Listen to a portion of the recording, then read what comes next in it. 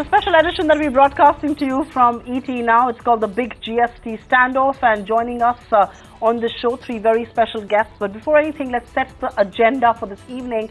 Summons were issued to Sonia and Rahul Gandhi, and that has triggered a big political standoff, so much so that the Rajya Sabha had to be adjourned up until tomorrow. The Congress has alleged this is political vendetta, the government crying foul and saying this is just something that's happening in the courts, and the government really has no means to clarify its stance on this. But the big question that we at ET now are asking is, has this really held the key reforms, especially the GST, hostage to all of this? And like I said, three very special guests: Nalin S, spokesperson of the BJP; Sushmita, the sitting MP from in the Lok Sabha for the Congress party; and of course Arvind Virmani from the Centre of Policy Research joins us on this very, very hot debate that is the GST standoff. But before we go across to our guests, I want to first take it across to the voices that matter. Sonia and Rahul Gandhi on the offensive, alleging a political vendetta here. मैंने ये कहा ये सवाल पूछा, मैं इंदिरा जी की बहू और किसी से नहीं डरती. Do you see a political vendetta? I'm asking you, Rahul. I absolutely see a political vendetta. This is the way the central government functions. This is the way they think. So they think they can, do this type of vendetta politics and make me stop asking questions about them. That's not going to happen. I'm going to keep asking exactly the questions I've been asking. I'm going to put pressure on the government, and I'm going to continue to do my job. All right, that's Rahul Gandhi on the offensive and essentially saying there is political vendetta, and that's how he's reading these summons. But let's get you a voice from the government that matters, and let's set the agenda for this big debate right here on ET now. We had Finance Minister Arun Jaitley in conversation with the Times Network, in conversation specifically with Navika Kumar of Times Now, where he said that the Congress needs to substantiate its charges of political vendetta. This is nothing but violation of laws of the land. He also insisted that the Congress now has no ground to oppose the GST, and it should in fact stand by that legislation. Let's first listen into Arun Jaitley and get on with the debate right after that. The government has done nothing in the matter. The matter is being inquired into by the income tax authorities. It's at the inquiry stage. And a vague charge of vendetta is never an answer to corruption. Every person who violates the law can call it vendetta. But at the end of the day, it's for courts to scrutinize the merits of the charges. And people who are accused of committing offences must submit to the authority of court. The Congress's allegation is that Dr. Subramanian Swamy is part of the BJP Central Committee. So it is a BJP orchestrated attack on the Congress party. Well, any person is entitled to set the process of criminal law into motion. And if you know of an offence and you don't set the criminal law into motion, you'll be failing in your duty. So Dr. Subramanian Swamy, as a citizen of India, has set the process of criminal law investigation into motion. He has brought it to the notice of the police, he has brought it to the notice of the court. The charge is that monies are collected by a political party for a political purpose. They are not used for the political purpose. They are diverted to a trust and finally diverted to a company. Originally there was a newspaper. Today there is no newspaper. Today there is a company which is only doing real estate business. So funds collected for a political purpose, a tax exemption on that, and the funds are gradually shifted for a real estate business. Now this is what the complainant has alleged is a violation of law. The court has said prima facie there is a violation. We issue notice. The accused are summoned. They must appear before us. The accused have a right to seek quashing. They sought a quashing. They failed. The High Court has made some adverse observations. They may have a further remedy in law. They are entitled to use that. Or they are entitled to go and appear before the court and face the trial. That's the normal procedure. The government has done nothing. And if the government were at some stage to find that an investigative agency were to find that there is prima facie a case, so they could do so. But we haven't reached that stage. Which is where you come in. You're the finance minister, the income tax authorities, the enforcement directorate are looking into this entire case. Are you saying that nothing from the part of the government has moved in such a direction? These are all independent investigative agencies. It is not proper or fair for me to give a final opinion on what the investigators would say. They will proceed strictly on merits and as per law. I have no doubt. But then the remedy is to go and file an appeal against that order or to appear before the magistrate and face trial. The remedy is not to disturb Parliament. It's India's misfortune that you have a political party which has ruled this country for over 50 years, which when faced with a criminal charge against its leaders, and a serious criminal charge, that monies collected for a political purpose are being used for a real estate purpose. Now when this is the allegation, please face the charge. Answer the court. It's the court which has summoned you. It is the court which has dismissed your application in the High Court. That the complainant is a terrible person, the complainant has a vicarious link with the BJP. These are not responses to a criminal charge. There is only one question. And that one question is not who is the complainant or what will eventually, or Parliament can be disrupted. The one question is, was the money collected for a political purpose and a tax exemption claimed by the political party on that money, and the money has been diverted for another commercial purpose? That's the only question. And I regret that the Congress party is raising all other questions but not answering the one question. The Congress party has said that the vendetta is evident from the fact that when it was Veerbhadra Singh's daughter's wedding, he was raided on that day. When P. Chidambaram has claimed that his son and his friends are being also troubled by income tax and enforcement directorate raids. And the third case is the Sonia Gandhi, Rahul Gandhi case of the National Herald, where again the government has a role because the IT department and the ED are looking at it. They also have Captain Amrinder Singh's family's case. They haven't mentioned it today, but they mentioned these three specific cases. On all these three cases, does the government have any role to play, or are you saying that the government has no role to play? These are matters before investigative agencies. I dare the Congress, just as we accepted their challenge in the last session of Parliament and agreed to discuss the charges they were making against a central minister and a chief minister for full day in Parliament, let them tomorrow morning start a debate on each of these 3 or 4 cases. Let the government have an opportunity to place the facts. In Himachal Pradesh, did the local media know that there is some family function? Did even the cabinet ministers of the chief minister know it's a family function? If there's a function with a handful of people being held in a small temple, to just divert the issue, what is the substance of the allegation? If the substance of the allegation prima facie has merit, that large amounts of cash is deposited in bank accounts for the benefit of a chief minister or his family members, what does the marriage have to do with it? If books of accounts are found at the office of a relative of a politician, when the allegation is that there is some vicarious link. Are you talking about the Chidambaram case? All that I am saying is these facts require an investigation. Therefore, vendetta is too generic a response. You have to reply to the substance of the allegation. It's not fair for me to even refer to the substance because you have in the income tax department or other departments independent agencies looking at it. But if the Congress is so keen to carry this debate further, let us here and now, instead of disrupting Parliament, tomorrow have a debate on all the 4 cases. The case in Chennai, the National Herald case, the Shimla case, and of course the case of the former Punjab Chief Minister. Let government on the parliamentary forum be compelled to place all the facts of these cases. So are you saying now investigations being carried out by government agencies will be part of a parliamentary debate? Is that the way investigations in this country will proceed? That is what they did in the case of in the last session. That is what they did in the case of the last session. They said we want a debate in Parliament, and we agreed.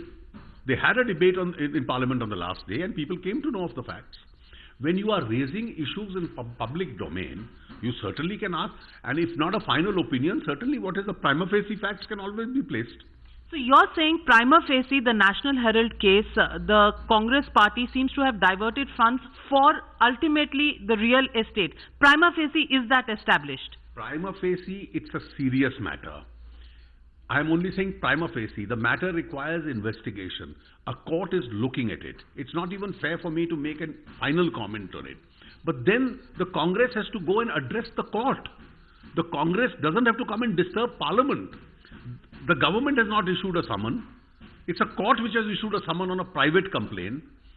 It is the High Court which has dismissed. So I am afraid they are raising diversionary tactics. But Rahul Gandhi has said this is a political vendetta, and that's the way the party has taken it. It's virtually a diktat. How do you see the parliament session proceeding from here? The party on issues of corruption has no credibility. It put up a fake defense on the 2G cases. It put up a fake defense on the coal allocation cases. It put up a fake defense on the Commonwealth Games cases. And I'm afraid each one of these 3 or 4 cases that they have referred to, prima facie, these are serious matters. Charge, counter charge of political vendetta. The GST bill, which is so important for the development of this country, for the economic growth, what happens to that? Of course, it's extremely important, and all parties must come together. And now that the revenue neutral rate of 15% has been announced, which in India was not even being discussed, people were discussing 22 and 24%. If it's 15%, all taxes of center and states included, India desperately needs the GST. Indian businesses and trade desperately needs the GST. And anybody who tries to create hurdles in the path of passing that GST at 15% revenue neutral rate will be doing a great damage to this country. Mr. Jaitley, the fact that the Congress had raised 3 objections to the GST, one was an 18% to be mentioned in the constitutional amendment itself. With the 15% that you are now assuring, does that criticism or roadblock go away on its own? Well, I think it depends on the intention of the Congress party. If the Congress party intends to pass the GST and help in the passing of the GST, which in all fairness I must concede was an initiative started by the Congress party itself, it will be doing fair to its own program. It will be being fair to its own program. It will be being fair to the country itself. And I think after 15%, really the Congress party should feel satisfied. My last question to you, Mr. Jaitley, you've often spoken about this, the tyranny of numbers. We've seen it being reflected in Lok Sabha. Somehow some business does get conducted, but in Rajya Sabha we are seeing more disruptions. Do you think other political parties now need to take a stand, or do you think an anti-BJP bloc is what you will have to face? I think most of the disturbances are really by the Congress party. Other political parties once in a while raise the issues.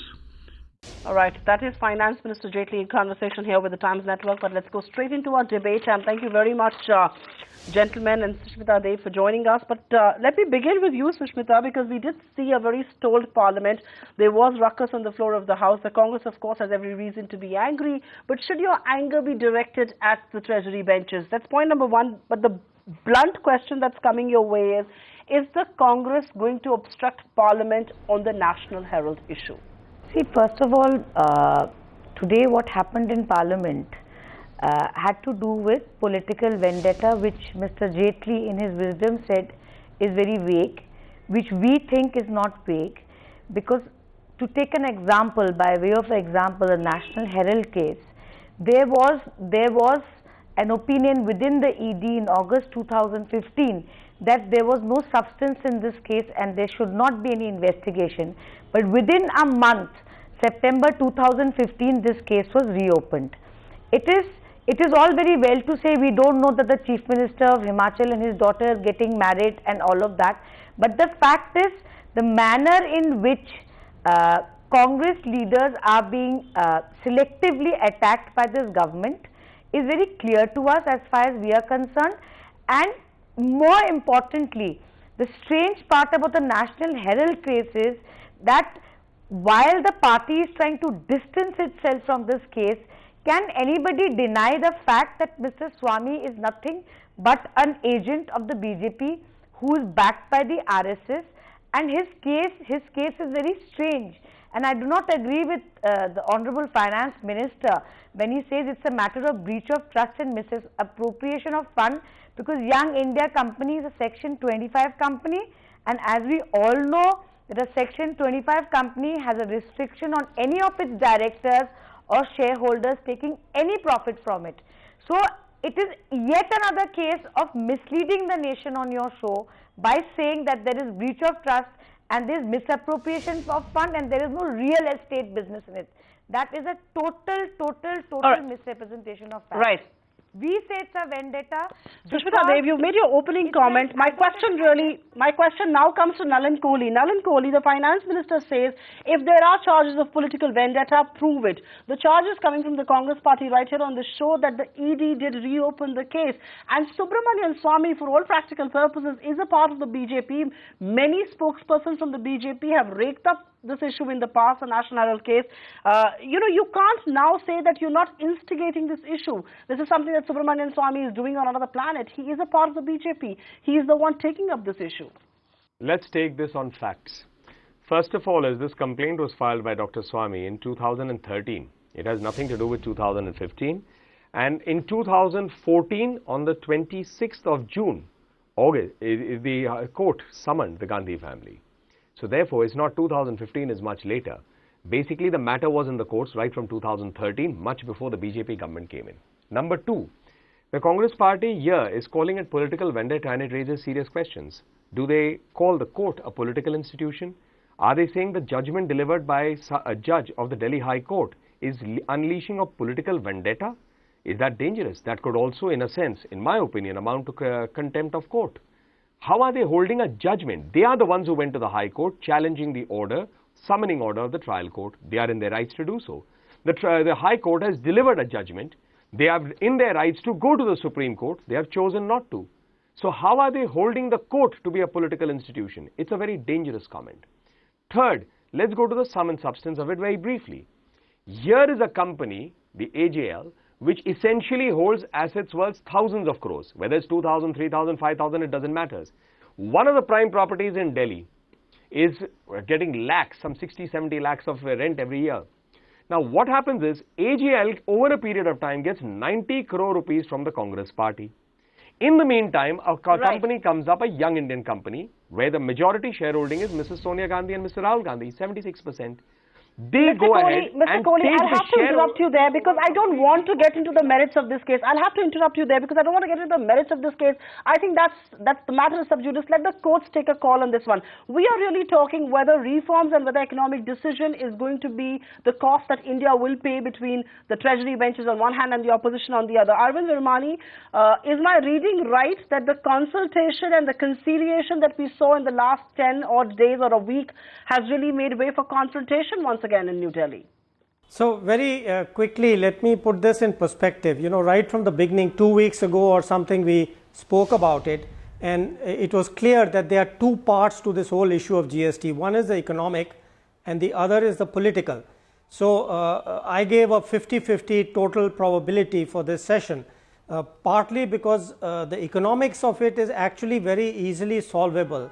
If you ask any economist, and whether he's a Congress economist or some other economist, that issue can be resolved.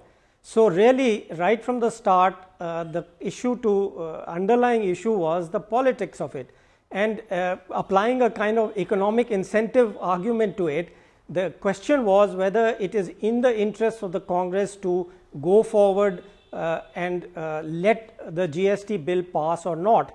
What has happened now is that balance between the benefits and costs to the Congress party seems to have changed dramatically because of this case. So in economic terms, that's how I would explain the politics. Now, given that this incentive has changed, I would say it becomes very problematic. I don't think that given the benefits now to the Congress, as I said, the cost benefit ratio has changed so much that I doubt very much that a political understanding can be reached which will change this calculus. I mean, we know historically that there have been many cases. I don't want to equate the case because I really don't know much about specific cases, but there have been, before cases against Mulayam Singh, many others, and there has always been some what appeared from outside to an outside observer, some kind of a deal to get things forward. Sushmita, Dev, if I can bring this to you, is the Congress, and I'm being as blunt as possible on the show because we really cater to economic interests and people are watching this show to understand what's happening with those decisions. Will you support the government's legislative agenda? Will you support the GST now, given that there were initial signs of conciliation that were gaining ground? The CA report seemed to suggest a 15% rate. They have even agreed to abolish a 1% tax in principle. Are you going to support the government on the GST, the National Herald case withstanding? See, as far as I know, vis-a-vis the Government of India's stand on GST, I don't think it has been formally communicated to the Congress. Yes, we have read reports in the paper about the Government of India willing to step down on the 1% tax. I don't think the two issues are connected.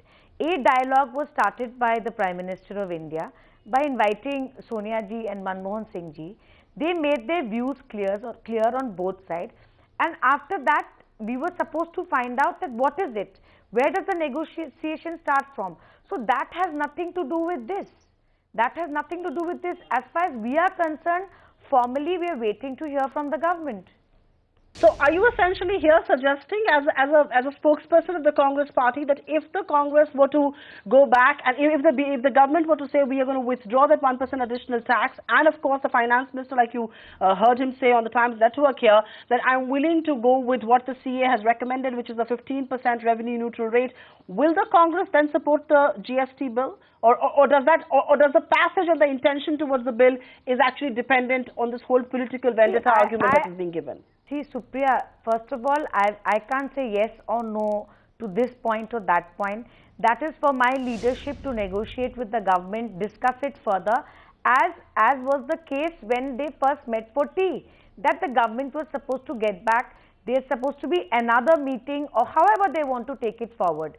So that's still on the cards. That's still there. Now we have not moved away from that. Now to say because of the National Herald case, but the fact is, yes, the goodwill of the government is questionable. Today, if Dr. Singhvi goes and files a case on the Prime Minister of India, will they accept the fact that, oh, Sonia Gandhi ji has no say over it? That she has nothing to do over it. So yes, we do question the goodwill of the government. We'll fight it on merits, no issues, but we believe, I hope the National Herald case is not a trick to put pressure on us to relent to GST, because that will not happen. We stick to our objections on merits. That's a fascinating argument you're giving, because people in the BJP are just about making the opposite argument. And Nalin Kohli, I'm going to bring this to you.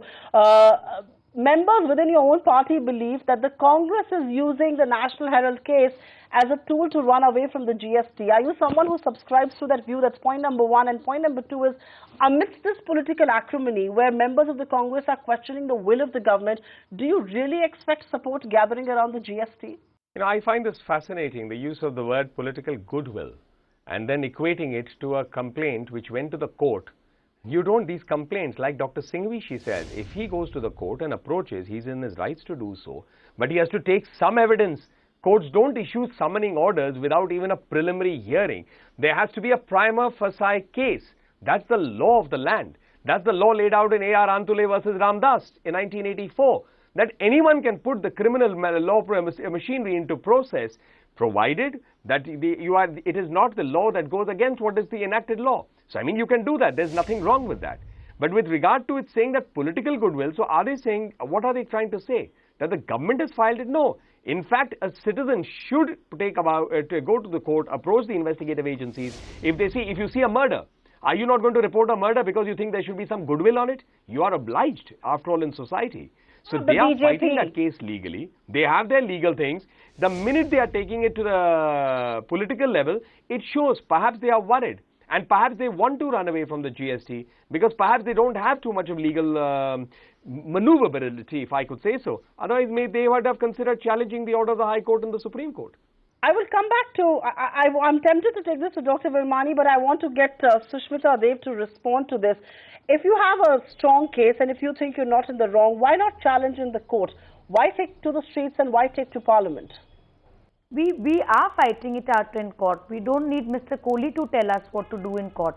But the fact is that Mr. Jaitley said we are willing to debate on the Himachal case, on the Punjab case, on this case, on that case, which is all very well. Then don't bring the courtroom to the Parliament. All we are saying is that how come a case which as per the ED was asked to be closed in August 2015 is reopened in September 2015. How come Shahnaz Hussain knows the contents of a court order before even the court has put it in the public domain? So there, to my mind, it is very clear that these are pressure tactics to keep the main opposition party under pressure to dance to the tunes of the government, which even though they may be contrary to national interest and is not going to happen, we are going to fight the Bharatiya Janata Party, their vendetta in the court. We are going to fight the Bharatiya Janata Party inside Parliament every time they take decisions, policy decisions that are against the national interest, and they should not think that any of these Dr. Swami's cases can scare us away. They should be sure of that. Dr. Virmani, you've heard both sides of the political spectrum speak on this matter. Realistically speaking, and I'm putting the ball in your court, do you expect the GST to go through the winter session? Do you expect the winter chill or the winter thaw to really take shape in the next few days? Very tough question. As I said 2 weeks ago, I gave it a 50% probability. I generally don't change my probabilities at every event. You know, over the last week, people pushed it up like a kite and said it's almost 75%, 100%. Now one could say it's down to 25%. Yes, I think that the political part of it has become more difficult.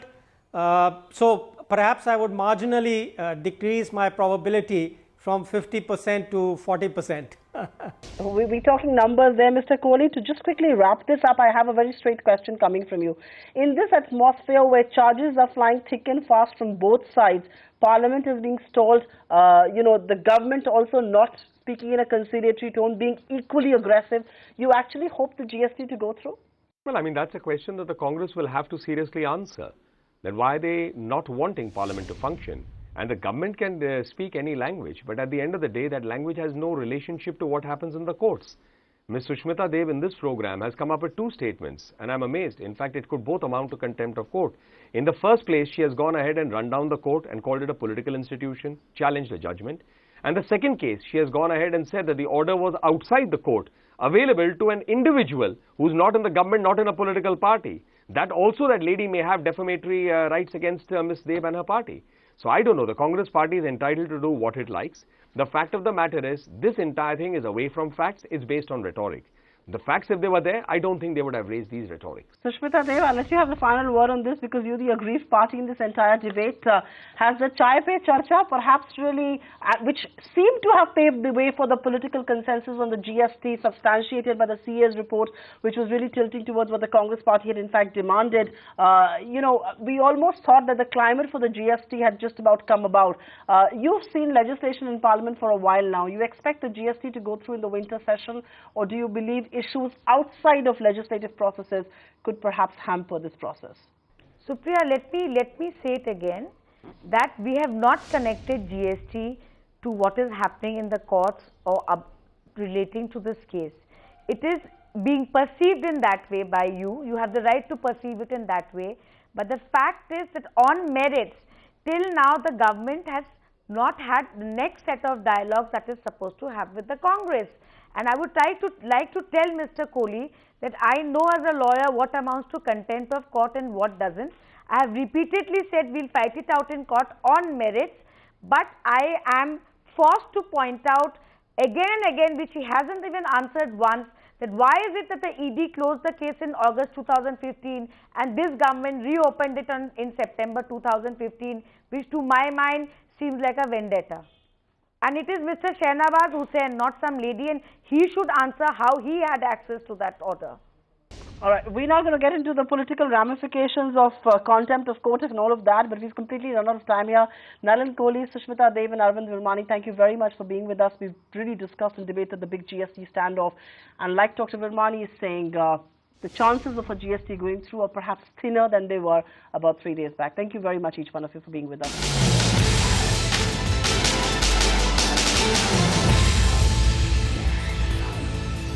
Find us on Facebook at facebook.com/ETNow and don't forget to click the like button. You can also follow us on Twitter at ETNowLive. To stay updated with all our programming, hit the subscribe button on our YouTube channel by logging on to youtube.com/user/ETNow.